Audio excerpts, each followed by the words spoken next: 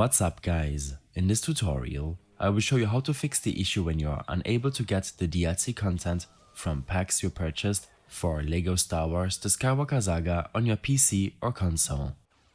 This should be quite an easy tutorial. For more information, click on the first link in the description below.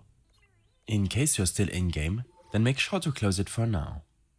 You should be able to preview all of the DLC packs from the store page, in this case the Steam store.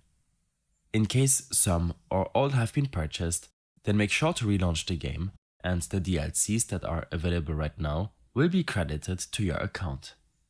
In case you pre-ordered and got the character pack with Rogue One, Classics, Bad Batch and so on, then you will get each pack when it's released. You will not get them all at once.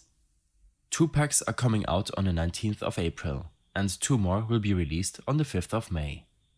This means that most users will have to wait until they get their pre-ordered DLC packs until they get released.